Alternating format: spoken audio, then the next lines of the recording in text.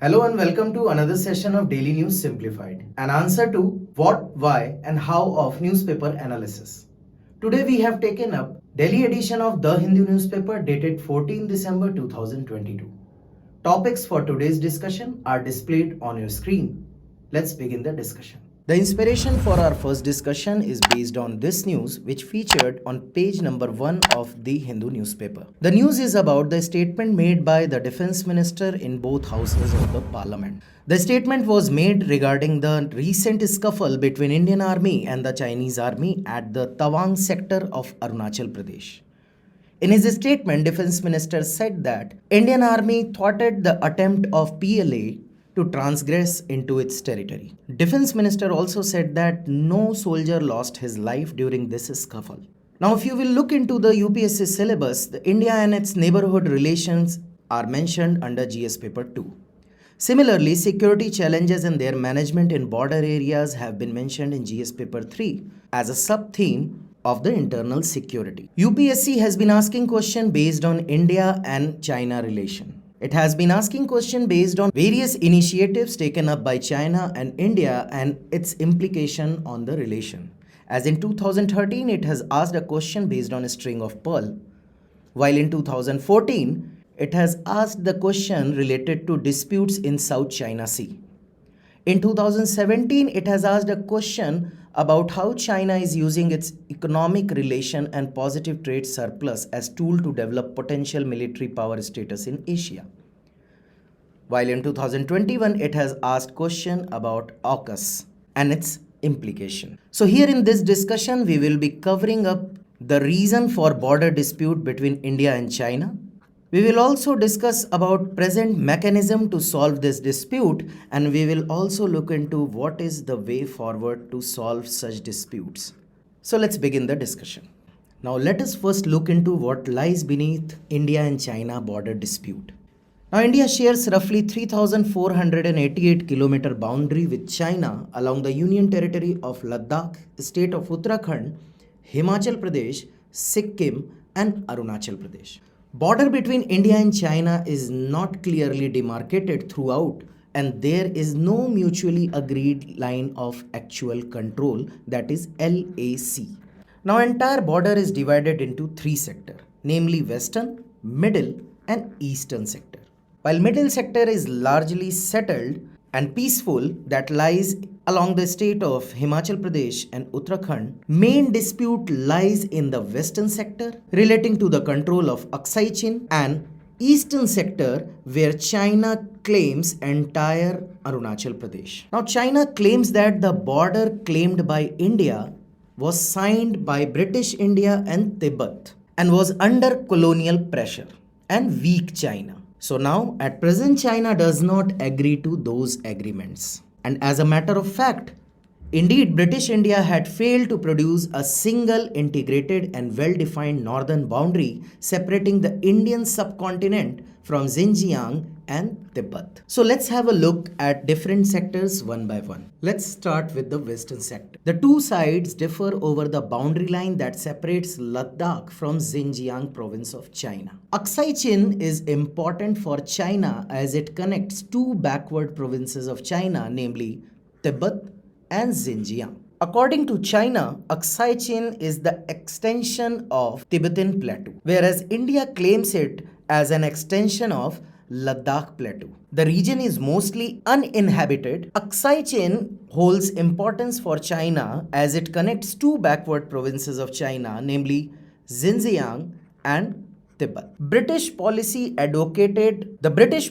advocated a farther northern boundary in form of Johnson Line, whereas Aksai Chin was part of the erstwhile Kashmir. While China advocated McDonald Line, under which Aksai Chin falls under Xinjiang province of China. Now here in blue color you can see the McDonald Line, which China claims to be true, and this is the Johnson Line, which India claims to be true. While the line of actual control lies here, which is demarcated by a red line. So as a result, the disagreement prevails with India claiming Johnson lines to be correct and China claiming McDonald line to be correct. In the official map of India in 1950, India marked East Karakoram Range as boundary undefined. So currently, though LSC separates India and China, in the absence of a mutually agreed boundary, there is a difference in perceptions about the alignment of the line. And that is why we frequently hear the news reports of border skirmishes, as we have seen the Galwan Valley incidents. Now, in eastern sector, dispute lies around McMahon Line. In eastern sector, boundary was delineated in 1914 Shimla Conference of British India, China and Tibet. Accordingly, British proposed formation of outer Tibet bordering India and inner Tibet bordering China. A boundary demarcating Tibetan region of China and the northeast frontier areas of India, that is NIFA, was agreed upon by British and Tibetan representative, which came to be called as McMahon Line. This is another contentious issue because China does not recognize the McMahon Line as it was signed between British and Tibet, which was not a sovereign state at that point of time. As a result, China claims Arunachal Pradesh, especially Tawang, as part of Tibet. India, on its part, while recognizes Chinese suzerainty over Tibet, it considers McMahon Line to be official boundary. Now, today's news is related to the scuffle between two armies in this Tawang region only. Now, solution to the Sino-India border dispute continues to elude the two countries after 45 rounds of talks since 1960. Now, there are various confidence-building measures are in place with an aim of solving the border dispute between the two countries. The two countries are engaged in confidence-building measures on the border with bilateral agreements signed in 1993, 1996, 2005, 2012 and 2013.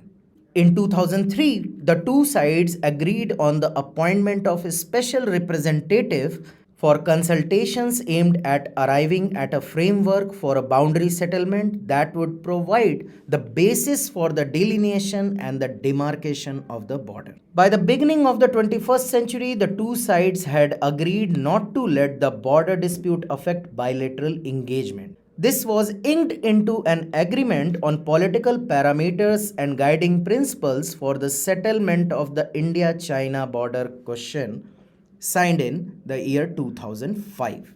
In 2012, India and China agreed on the establishment of a working mechanism for consultation and coordination on India-China borders. In November 2018, the special representatives of China and India held border talks at Chengdu in southwest China. The talks were aimed to achieve an early solution to the dispute and to maintain peace and tranquility at the borders.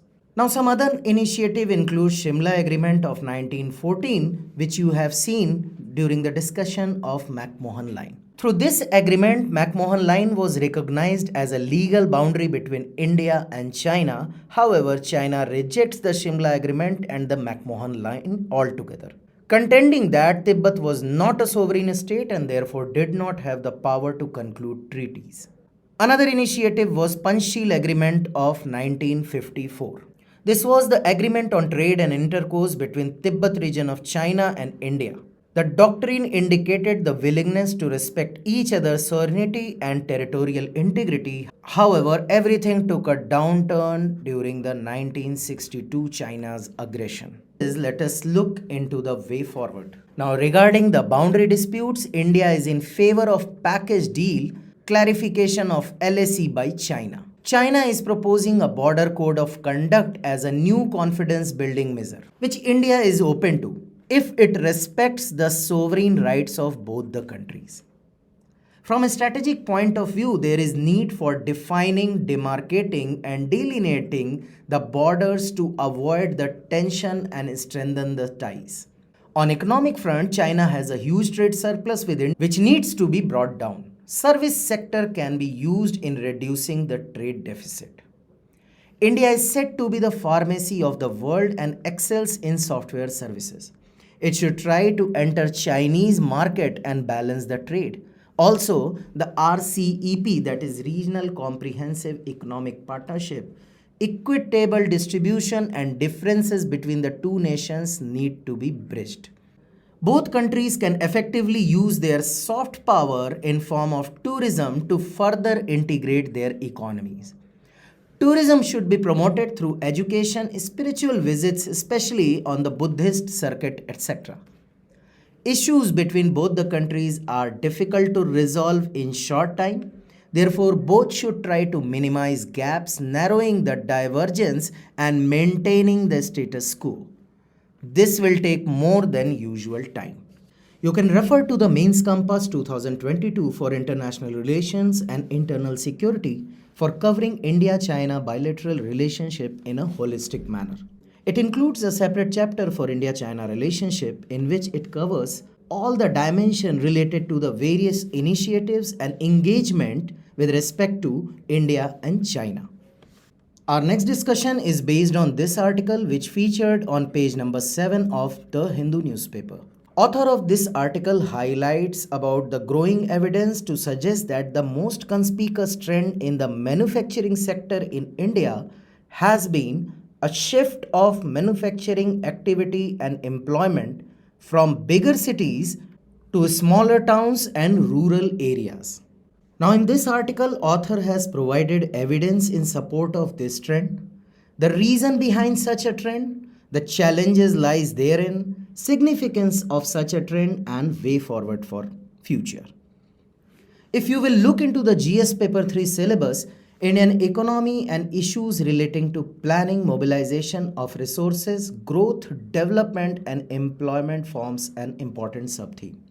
Apart from this, effect of liberalization on the economy, changes in industrial policy and their effect on industrial growth is another important subtopic.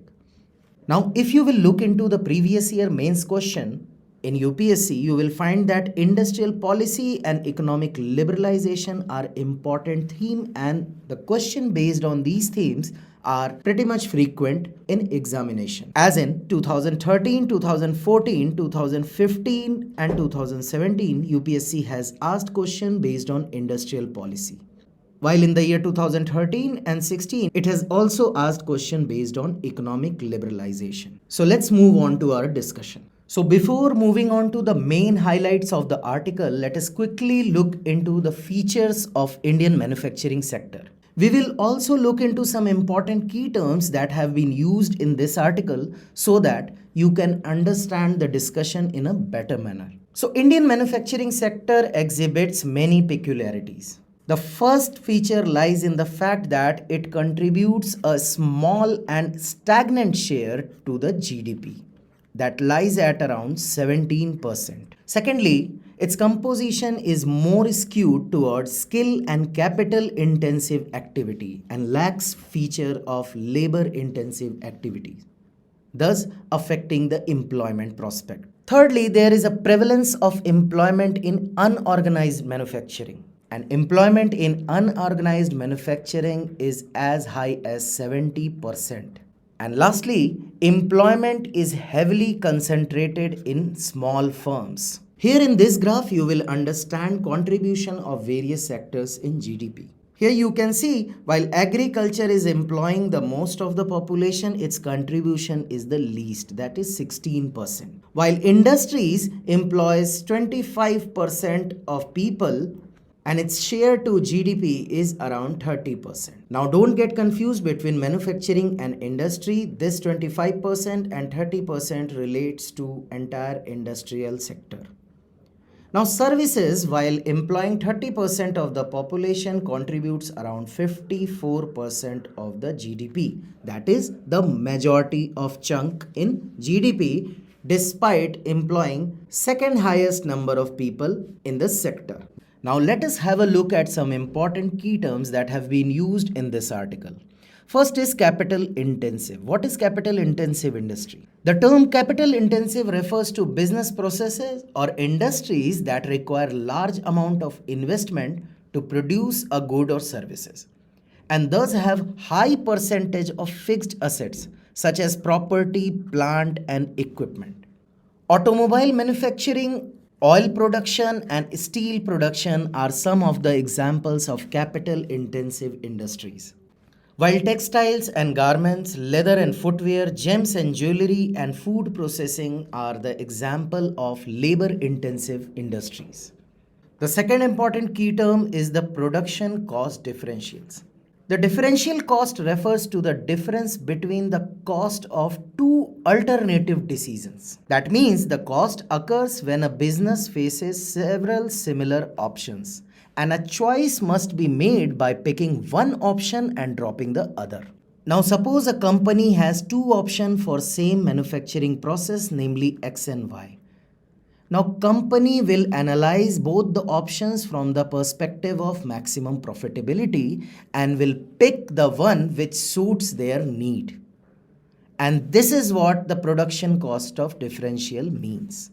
Next term is what is capital restructuring. Now as the name suggests, restructuring is an action taken by a company to significantly modify the financial and operational aspect of the company, usually when the business is facing financial pressure. Now, having seen the important key terms, let us discuss the important highlights of this article. Now, according to the article, World Bank in 2012, in its report, namely Is India's Manufacturing Sector Moving Away from Cities?, found that manufacturing plants in the formal sectors are moving away from urban areas and into rural locations, while the informal sector is moving from rural to urban locations. Now, annual survey of industries for 2019-2020 shows that the rural segment is a significant contributor to the manufacturing sector's output. While 42% of factories are in rural areas, 62% of fixed capital is in rural side.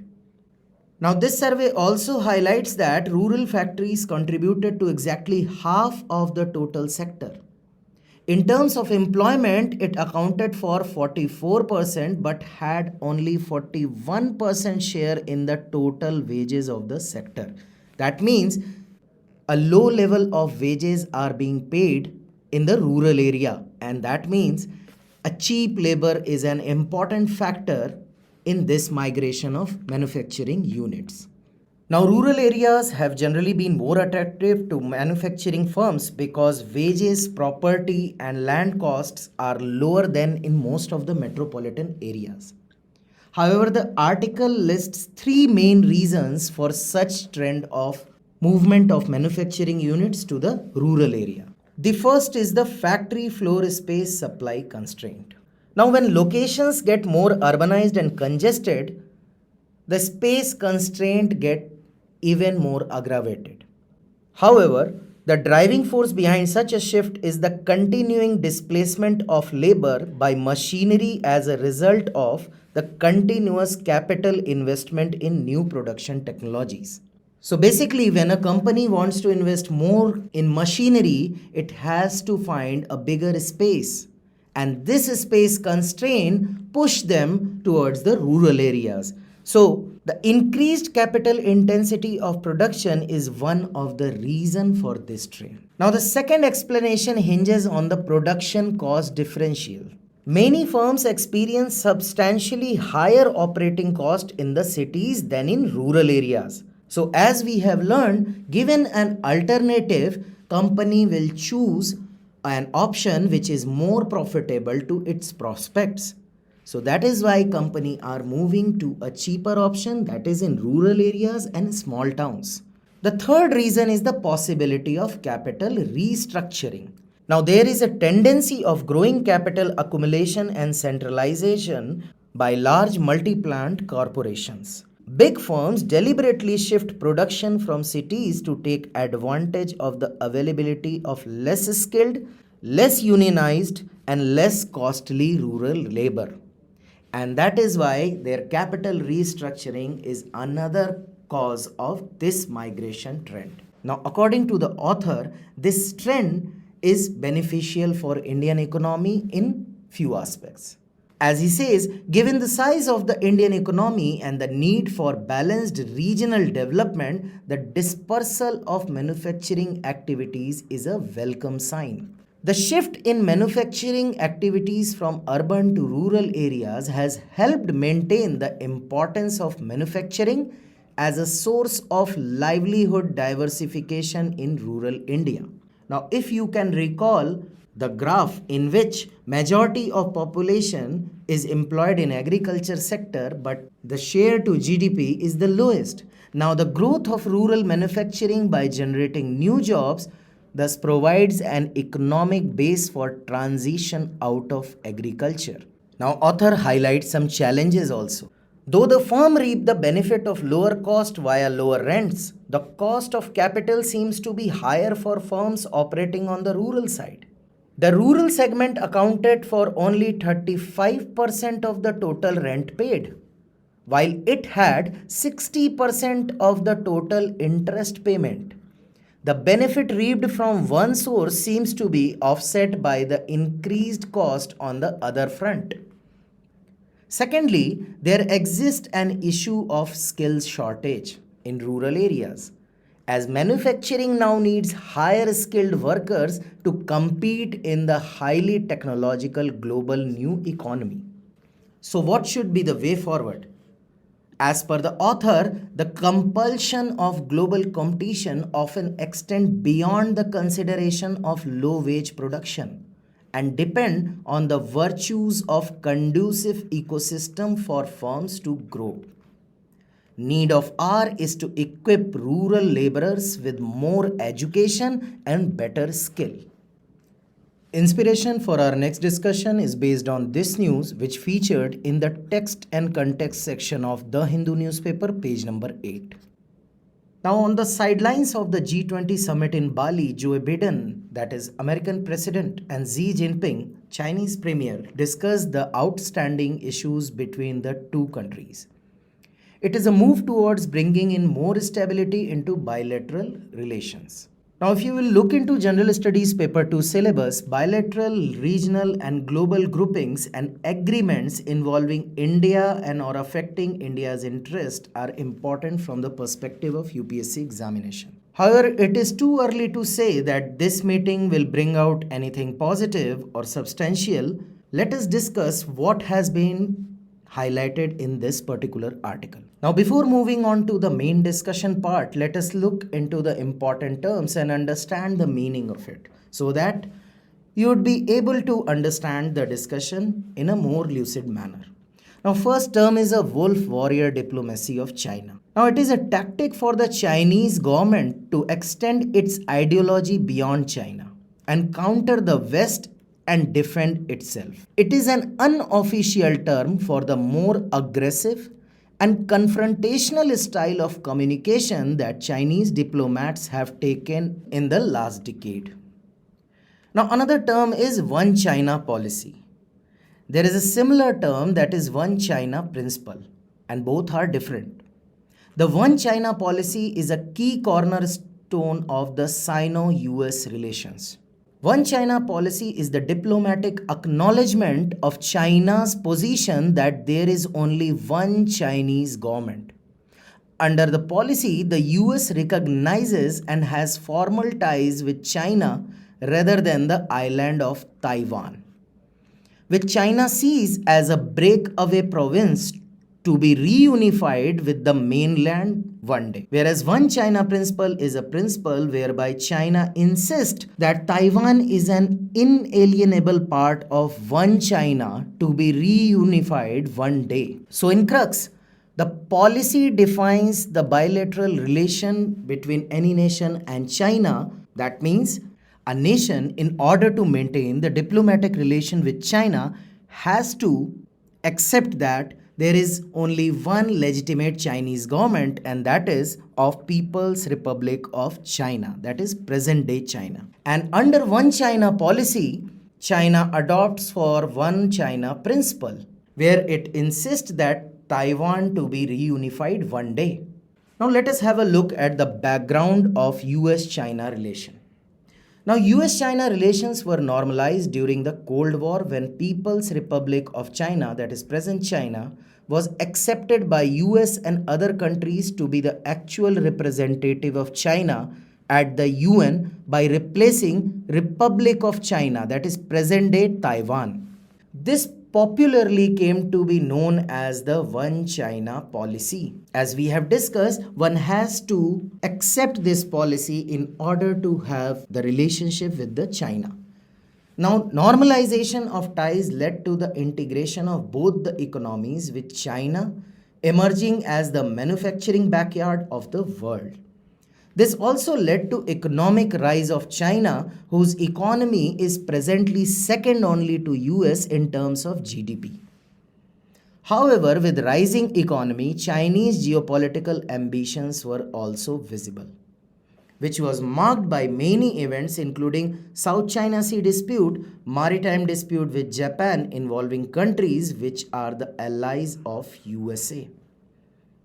So this assertiveness has been visible more during the Xi Jinping's presidency. During Donald Trump's presidency, US tried to counter the Chinese ambitions through various initiatives like imposing tariff on imports from China, leading to a trade war, where both countries reciprocated in a similar fashion to block the smooth flow of trade. Another step that US took to counter the Chinese ambition was the formation of Quad. Now, recently there were events which further escalated the tension between the two countries, like China's crackdown in Xinjiang and Hong Kong, its wall warrior diplomacy during the COVID-19 blame game, its support to Russia during Ukraine crisis, and its escalating offensive posturing towards Taiwan. All these events made it imperative for US to continue with a confrontational posture towards China. The relations plummeted further with the brewing of the Taiwan crisis, marked by the visit of Nancy Pelosi, who was Speaker of the US House of Representatives. Chinese response to the visit was by large-scale military drills seemingly aimed at blockading Taiwan. Now, further, China is emerging as the global leader in emerging technologies that mark the fourth industrial revolution. Now, in order to undercut China's growing technological prowess, the US imposed a series of restrictions on China targeting its semiconductor chip industry. So, what happened at the Bali meet? Now, easing tension and reopening channels of communication were agreed upon by both the leaders. The US president expressed that both the countries should manage the competition responsibly and maintain open line of communication, and that the US is not looking for conflict with China. The Chinese president stated that the relationship should not be seen by the US through the prism of democracy versus authoritarianism. Mr. Biden reiterated that US's commitment to the One China policy had not changed and that it will oppose any unilateral changes to the status quo by either side. So what you can expect next? We can look into this matter through the differing aims of China and US. Let us have a look at Chinese aims. China aims to attain its long-term goal of centrality in the international system. It has become more vocal about the objective of the reunification of Taiwan with the mainland. China's assertive posturing in the geopolitics has further been reinforced by the appointment of Xi Jinping for an unprecedented 3 times. On the other hand, the US's rivalry with China is expanding by US moving targeting China beyond trade and into avenues like technology and political freedom. US is pursuing multilateral approaches like strengthening the Quad in the Indo-Pacific and the founding of the Indo-Pacific Economic Framework and creation of AUKUS. US in its China policy has highlighted China as the most serious long-term challenge to the international order. So what is the conclusion then? The long-term trajectories of both the countries do not seem to be poised for a reset. Rather, both seem to be buying time and reducing unnecessary risk while the strategic rivalry unfolds. So one can expect that normal relation between Beijing and Washington will take a much longer time than expected. The last discussion of today's session is based on this news, which featured in the Hindu newspaper, page number 10. News talks about the findings of the Parliamentary Standing Committee on Social Justice and Empowerment, which says that with only 55 to 60 district disability rehabilitation center operational so far out of the targeted 269 in designated district. Now, this committee believes the union government's approach to completing this task is somewhat casual. Now, from the UPSC perspective, General Studies Paper 2 syllabus mentions social justice specifically.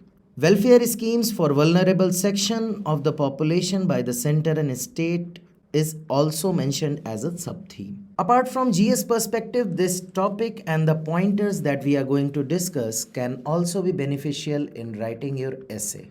You can use these pointers and issues in essay relating to the topic of social justice or relating to the vulnerable section of the society. In this discussion, we will first look into what is District Disability Rehabilitation Center, what are the discrimination that disabled people face, what are the government initiatives, what should be the way forward. So let's begin the discussion. Now, District Disability Rehabilitation Center. It is an initiative by Ministry of Social Justice and Empowerment Government of India to facilitate comprehensive services to persons with disabilities in the rural areas. It is a joint venture of central and state government wherein central government will establish, initiate, implement the center for 3 years, involving funding for manpower contingencies as well as required equipments and coordination. State government will provide provision for rent-free, well-connected building, basic infrastructure, furniture, monitoring and coordination of activities through district management team chaired by the district collector, and also identification of the implementing agency. Now, differently able people are subjected to ugly forms of discrimination, and it starts from the stage of children itself. First is denial of disability. Predominantly in the cases of mental or intellectual disability, the family members are reluctant to accept the disability or refer to it as a physical illness and treatable condition. The pseudo stigma attached to such disabilities makes them hide the fact of having a disabled or challenged member at home, ultimately leading to social isolation and restrictive behaviors.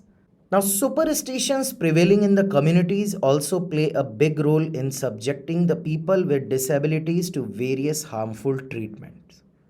The black magicians and quacks physically hurt people and also subject them to food restriction. Now, generally, people with mental disabilities are prevented from participating in any social event. Even the family members of the differently abled often tend to avoid such social gatherings in shame or fear that someone would ask about their family member with disability.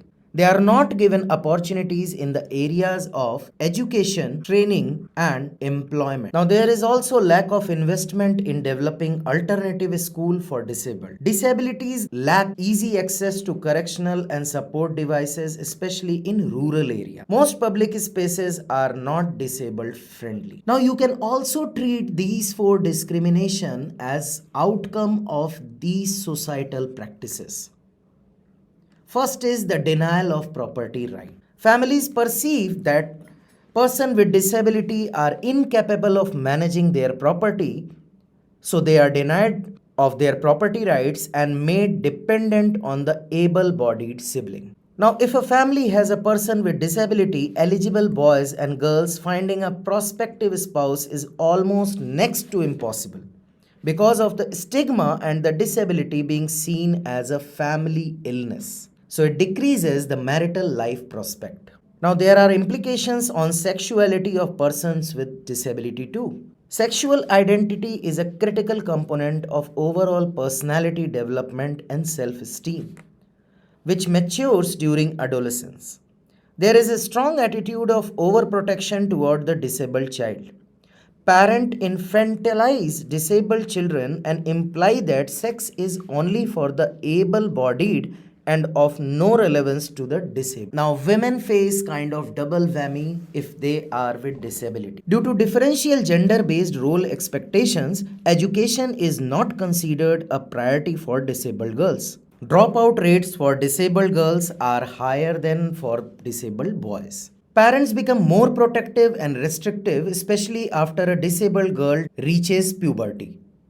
Traveling to school is a huge problem since besides transport difficulties, the danger of sexual abuse and violation looms large. Government of India has taken several initiatives for the disabled population. First is Accessible India campaign or Sugamya Bharat Abhiyan.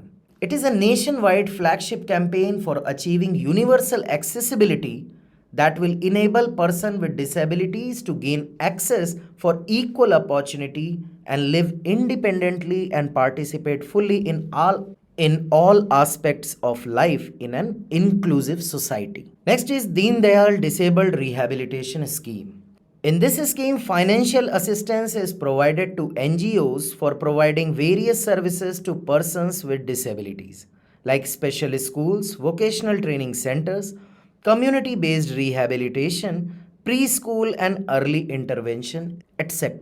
Another scheme is assistance to disabled person for purchase, fitting of aid and appliances. That is ADIP. It aims at helping disabled person by bringing suitable, durable, scientifically manufactured modern standard aids and appliances within their reach. Another initiative is the Rights of Persons with Disabilities Act 2016, as implemented for empowerment of persons with disabilities and to build confidence and dignity in society and at workplace.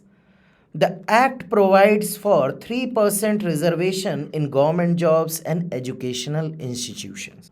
Despite having several initiatives and mechanisms at place, there are several unmet challenges which need to be addressed among disability population in India.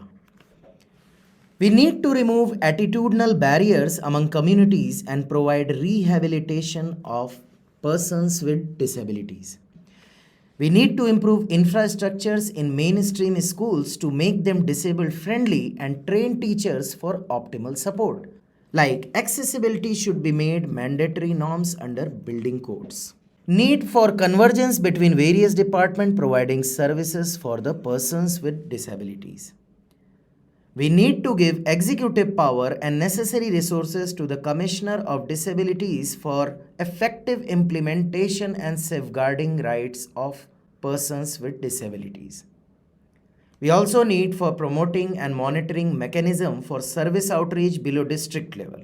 There is need to improve effective collaborations between government and NGO to avoid duplication of efforts. We need to adopt a bottom-up approach in policy design. We also need to improve community participation programs. That's all for today's discussion. Stay tuned for more such updates.